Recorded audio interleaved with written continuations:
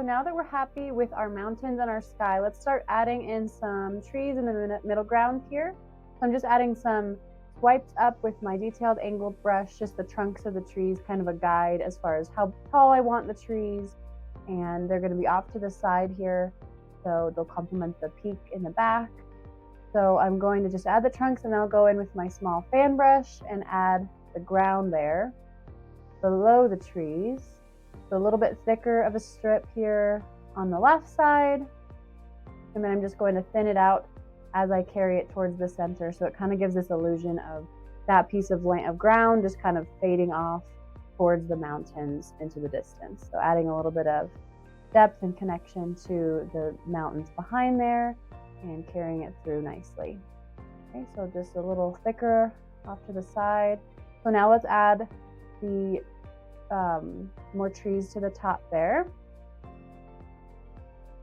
And as you know, with water and reflections and that kind of stuff, we need to match those trunks or trees to the water. The reflection lines can just be a little bit softer and smaller, but we do want them to match up to the trunks that we have on the top. So let's add in that kind of mirror effect there. Adding a little small one on top and on bottom.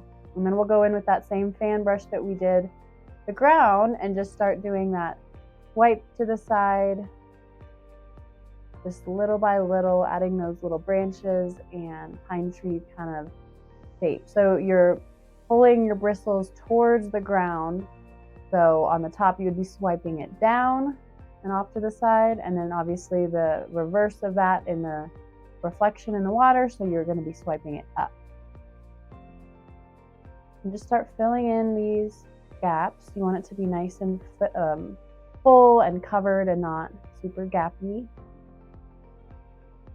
And as you add new trees, just go ahead and mirror that down below.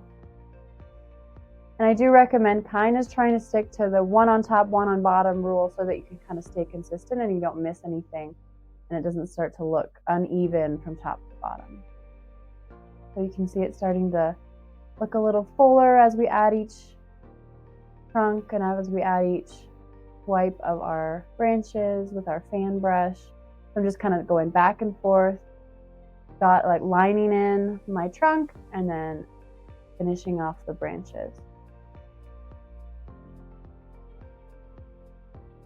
And just go back and forth with this. It'll just be a little bit of a game here. It doesn't have to be super quick. And I'm also just kind of dabbing in like small bushes or just small trees with that same fan brush along the shoreline. So just a little bit down from the shoreline and a little bit up, so we're staying consistent here. And then as the land kind of fades off like we talked about, I'm adding a little bit of bushes or kind of the shape of some greenery maybe off in the distance. All right, let's dry that really, really, really well.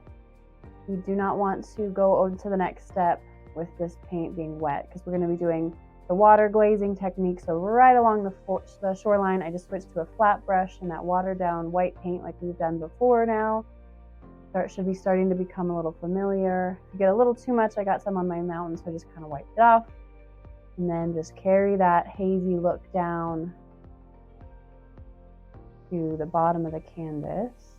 And then you can kind of accentuate the shoreline by turning your flat brush to the side and just kind of making more of a distinct flat line where the water would be hitting the land. And then just kind of blend it out. You don't want any harsh lines out in the middle of the water right now. All right, and immediately it softens the bottom half, and we're ready for the last step of our painting. I'll see you in the next video.